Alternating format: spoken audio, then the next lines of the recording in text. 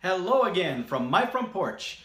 Well, if you're like me, you've started to get a lot of emails related to privacy policy updates for everything from software that you have installed to travel loyalty programs, hotels and airlines, to credit cards, to, just about anything that there's privacy apps on my phone.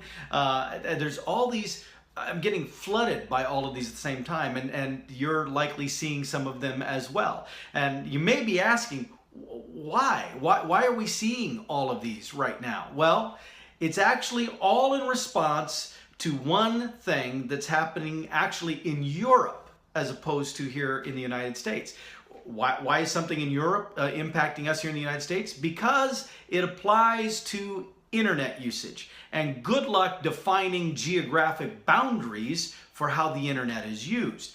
So a lot of companies are getting out in front of it, and they're rewriting their policy use agreements to address and conform with this new policy. Now, this new policy, I keep forgetting what the acronym actually stands for, so I have it here ready on my screen here to look at. It's actually called the General Data Protection Regulation. The General Data Protection Regulation. The GDP, I think they're calling it for the acronym. But anyway, there's a lot in it, but what it really comes down to is that the regulation means that, first of all, companies now require your consent to collect your data. So you have to give them permission to collect your data. And number two, the second thing is that you should be required to share only data that is necessary to make their services work. So, for example, if you're buying something online and it asks you for your payment information and it asks you for an email address to send you the receipt to, things like that. But then if it starts asking you for phone number or employer information or anything else like that, anything that doesn't have to do with the purchase, you shouldn't have to enter in order to be able to do the transaction. Think of it like if you're going into a bakery getting a cake made. Well, you have to tell them the information to put on the cake. If it's for someone's graduation and you want to say, congratulations, Dylan, for your graduation. I use that example because Dylan, my nephew, is graduating today, and next week is his party. But if you're getting a cake made that says, congratulations, Dylan, for your graduation, well, you have to tell him the name Dylan. But you don't have to even give him Dylan's last name. The point is, to do the transaction, you only would have to give the information necessary for the specific transaction taking place. So that's the two things. Now, a lot of people hear that and they say, yes, I like that. Lock them down. Yes, then I don't have to worry about these companies grabbing my information and my data, which is actually kind of hysterical because, like it or not, they've been doing it for a long, long time. And in fact, there was a big deal made about that company in England that supposedly misused data. They were connected in some shirt tail way to the Trump campaign. I don't know how legitimate all that is, or if it's just more way to say, look, Trump's evil, blah, blah, blah. I don't want to go off tangent on that, but that almost seems like it's become a fad thing, trying to find, here's another anti-Trump thing. And it's a lot of times it's without substance. It's just more to throw. I don't get it. But anyway, I think there's plenty of legitimate stuff to be concerned about and be focusing on. But yeah, if that makes you happy to pursue that kind of stuff, well, go for it. Anyway, there was that company and all that big scandal and skirmish about, I can't believe that company's made. You understand how much of your data Facebook, Google, YouTube even, all of those entities gather? Google Analytics is a part of Google, and they market it to website users and to companies and to, and the whole point of it is to slice and dice data related to internet use of, your customers, your employees, who's using your online resources. That's the whole point of Google Analytics. And you know who really makes use of Google Analytics? Google. They are literally tracking everything that you and I do when we're out on Google or YouTube, which is also owned by Google, or anything like that. And I don't know about you, but I get a little freaked out every now and again when I go out to Amazon and I look for a product, or even I buy a product, and I go into Facebook and I start seeing ads for that product that I just looked at on Amazon. How did they know I already did that? Because it's all being tracked. Your life, like it or not, is an open book to anybody with access to the data. Which brings us back to the point of this. This new law is supposed to say to companies, you can't just arbitrarily gather whatever you want. Number one, you have to ask their permission, and number two, even if they give permission, they should only have to they're only required to give the information that applies to the transaction. But before you get too happy and celebrate over that, the reason you're seeing all of those privacy updates is because these companies are smart. They've gone ahead and they've reworked their privacy policies so that now they're wanting to make it so that you are giving them permission to keep doing what they've been doing, or maybe even gather more information than they have traditionally done, or do more with the information than they have previously done. Well, now wait a minute, Paul, but that flies in the face of what this new law is. Yes, that's again why you're getting those privacy policy updates. See, those who send those out really count on the fact that none of us are going to read them. They're full of a lot of legalese that we don't like to wade through. We say, I don't care, click and delete.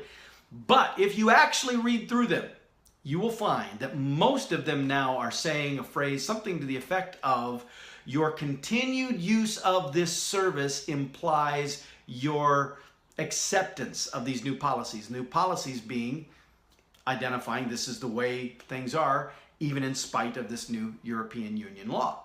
And so that's there. Now, some will actually have a checkbox, and you've probably seen this if you've ordered something online, is it where you fill in all the information, and then somewhere towards the bottom there's a checkbox that's already pre-checked that says, yes, please send me information, please keep me informed, please update me, blah, blah, blah.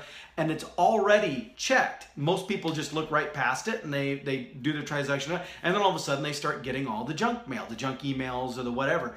And it's like, well, when did I sign up for this? Well, when you did that transaction and didn't uncheck that box. Some of these privacy policy updates are giving you that option still, that there is a checkbox so you can say, no, I don't want to opt out of this. I want to keep this enforced, and you can uncheck the pre-checked box. But not very many of them are doing that. Very, very few of these are actually giving you that level of choice because they don't want you to have that choice. The choice they're giving you is either keep using the service, keep using your Facebook, keep using your Twitter, keep using whatever, and just accept this is what we're now doing with your data, or stop using the service.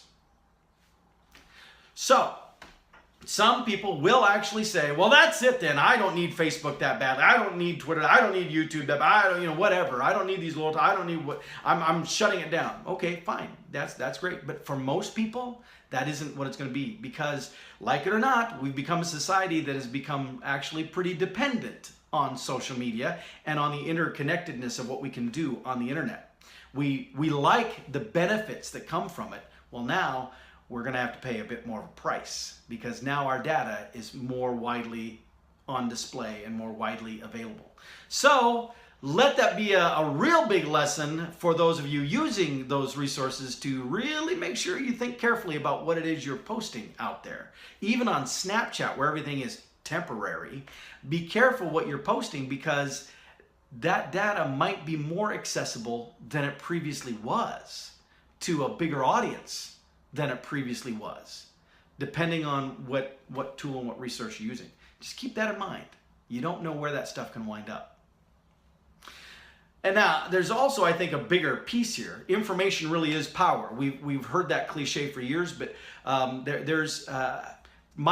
been observing over the last 15 years at least, and I know it extends farther than that. I just started to clue into it 15, 20 years, that there is a big market for data. That's become a huge thing. And I mean a big market for more than just business, government as well. There have been a number of times where legislation has been passed with the primary intent of increasing some type of data that is being gathered or collected through different and unique avenues and means. And so there is an ever increasing demand by various sectors to gather more detailed minutia data on each of us. That's actually one of the reasons that I don't do the DNA swab thing for ancestry stuff. I'd be curious to know the results, but I'm a bit paranoid, just a little, that I'm like, okay, but when I do that, how do I know that information is only being used by ancestors, sent it back to me? Where else is that what database is my DNA being entered into? Because we know that the Snapchat filters and the Facebook camera filters, that technology at least was initially created by facial recognition software used by our intelligence agencies. And okay, so is Snapchat just using that technology for the fun thing it does? Or is all that facial recognition stuff making its way back to the intelligence communities? Say, Paul, you're sounding like a conspiracy nut. Well, I am a little bit. I do believe some conspiracies actually are true. I don't believe all of them are true. In fact, I don't think the majority of them are true. But I think there are some times that we dismiss something happening because we don't want to be considered that kook in the tinfoil hat who thinks that's a conspiracy, when it might actually be something going on, and those doing it have just very cleverly turned our heads by not wanting us to make a big deal about it. So, I'm cynical enough and skeptical enough and questioning enough to see that there are times where I think there's some legitimacy to that kind of mindset. But anyway, I don't want to go too far off into that because, well, I'll save that for another show, frankly, because it would be an interesting discussion for me to share with you some of the potential conspiracy elements that I do wonder about, that I do question now and again. But data collection is a big one of them. I think that there's a huge market behind the scenes that none of us are really aware of, and all of this information is going there, which is why these companies, all independent of one another, because of response to this action by the European Union, all are scrambling to fix and adjust their privacy policies so they can continue to mine, gather, and exploit your data. Welcome to the new world. Welcome to the technology age. All right, well, that should help you sleep well at night. But I just wanted you to understand why all that stuff is happening and what's really going on out there. So with that, I'll let you go, and I'll see you next time from my front porch.